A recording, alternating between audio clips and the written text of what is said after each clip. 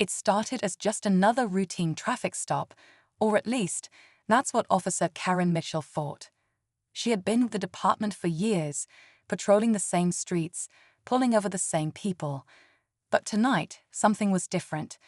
The moment she saw the black luxury sedan rolling to a stop at the side of the road, she had already made up her mind. The driver? Suspicious. The reason?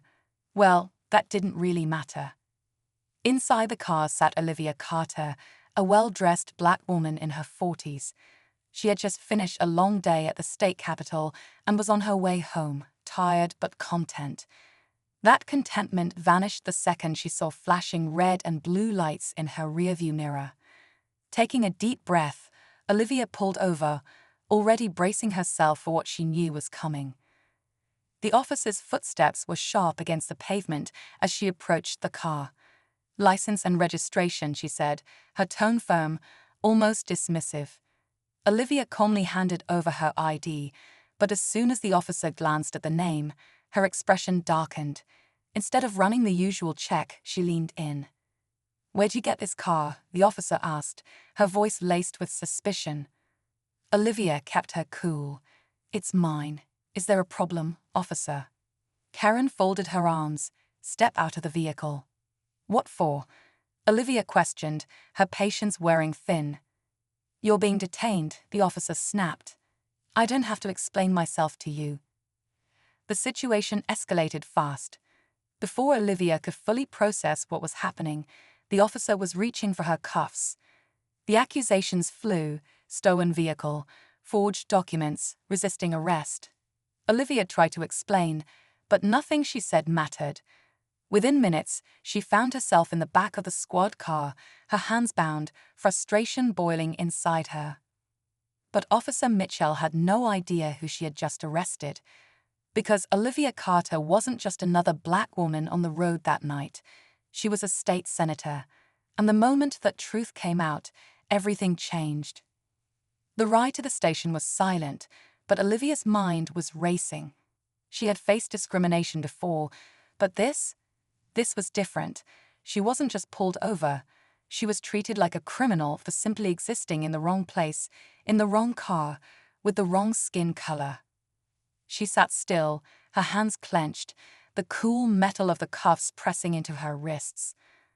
Officer Mitchell glanced at her in the rearview mirror, her expression unreadable. Maybe she thought she had just made the biggest bust of her career. Maybe she was enjoying the power trip. Either way, Olivia could feel the weight of what was happening, and she knew it wasn't just about her. It was about every black person who had been treated like this before. As the squad car pulled into the station, Olivia took a deep breath. She had to stay calm, but she also knew she wouldn't stay quiet. Inside, the booking officer barely looked up as Officer Mitchell led her in. Possible stolen vehicle, forged documents. Mitchell muttered, handing over Olivia's ID. The officer on duty took it and frowned as he read the name. He looked up, this time, really looking at Olivia. His eyes widened slightly. "Senator Carter." His voice was quiet, but the tension in the room shifted. Mitchell's smug expression faltered for the first time. "Wait, what?" The booking officer glanced between them, as if trying to make sense of the situation. "This is Olivia Carter, state senator. You arrested a state senator." The room went still. For the first time, Officer Mitchell looked uncertain. Olivia didn't move, didn't say a word. She just let the realization settle in. Mitchell's grip on her arm loosened slightly, but the damage was already done. The humiliation, the assumptions, the blatant disregard for her rights, it had all played out in front of everyone.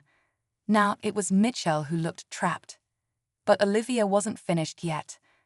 She slowly turned to face the officer who had arrested her and with quiet confidence said, "Now, let's talk about why you really pulled me over." Officer Mitchell took a step back, her face stiff as the weight of her mistake settled in. The other officers in the room exchanged glances, some shifting uncomfortably. The silence stretched between them, thick with unspoken tension. Olivia held her gaze steady, waiting. She wasn't going to let this moment pass. Mitchell cleared her throat, trying to regain control. "I was just following protocol," she said, her voice firm but lacking the confidence she had before. The vehicle looked suspicious. "I had reason to believe." "Reason to believe what?" Olivia interrupted, her voice calm but sharp. "That a black woman driving a nice car automatically means something illegal is going on." Itchell opened her mouth, but no words came out. The booking officer still held Olivia's ID in his hands, his eyes darting between them. He knew this wasn't going away easily. Another officer, Sergeant Daniels, walked over, his face unreadable. He was older, had been in the department long enough to know when a situation was spiraling. "Senator Carter," he said carefully, "this is obviously a misunderstanding. Let's step into my office and talk." Olivia exhaled slowly. She wasn't going to let them sweep this under the rug, but she also wasn't going to argue in the middle of a police station. Not yet, at least. She nodded once. "Fine." Mitchell watched as Olivia was uncuffed. Her fingers twitched slightly, like she wanted to protest but knew better than to speak now. As Olivia followed Sergeant Daniels down the hallway, she could feel the stares burning into her back. The other officers, some curious, some uncomfortable, some avoiding eye contact altogether, knew this wasn't just another arrest gone wrong. This was bigger. Inside the office, Daniels gestured for her to sit. She didn't. Instead, she crossed her arms and leveled him with a steady look. "Tell me," she said, her voice even. "What happens next?" Daniels sighed and ran a hand over his face. "That depends," he admitted. "How far do you want to take this?" Olivia's jaw tightened. "All the way." Sergeant Daniels leaned back in his chair, studying Olivia for a long moment. The weight of her words hung in the air. He had dealt with difficult situations before, but this was different. This wasn't just about one officer making a bad call. This was about something deeper, something that had been festering in the department for years, and now it was unraveling right in front of him. "You have to understand," he started carefully, choosing his words. "There are protocols, procedures." Olivia held up a hand, stopping him mid-sentence. "Spare me the excuses," she said. "We both know what happened here tonight. Officer Mitchell saw a black woman in a nice car and decided I didn't belong." Daniels sighed, rubbing his temples. He knew she wasn't wrong. "Senator, if you file an official complaint, this is going to turn into a mess." Olivia's expression didn't change. "It already is a mess," she countered. "The only difference is whether you're going to clean it up or cover it up." Daniels had no response. The silence between them was deafening. Meanwhile, outside the office, Officer Mitchell paced the hallway. Her jaw was tight, her fingers clenched into fists. She could feel a shift happening, the way the other officers were looking at her differently now. The whispers, the side glances, they weren't congratulating her on a big arrest. They were watching, waiting to see if she had just ruined her career. She hadn't expected this. She thought it would be simple. Pull someone over, flex her authority, move on. But now she was the one under scrutiny. Then the door to the office opened, and Olivia stepped out, her face unreadable. Daniels followed, his expression tense. The entire station seemed to hold its breath. Olivia didn't stop. She walked past Mitchell without a glance, past the other officers, straight toward the front entrance. But just before she reached the door, she paused. Without turning around, she said, loud enough for everyone to hear, "This isn't over." And then she walked out. Mitchell swallowed hard, her pulse pounding, because for the first time she wasn't the one in control. As Olivia stepped out into the night, the cool air hit her face, but she barely felt it. Her phone buzzed in her pocket, and when she pulled it out, she wasn't surprised to see dozens of missed calls and messages. News traveled fast, too fast. She had barely been out of that station for 5 minutes, and already, people were talking. She tapped on one of the messages from her assistant. Asterisk, asterisk, they know. Reporters are asking for a statement. Asterisk, asterisk. Olivia exhaled slowly, gripping her phone tighter.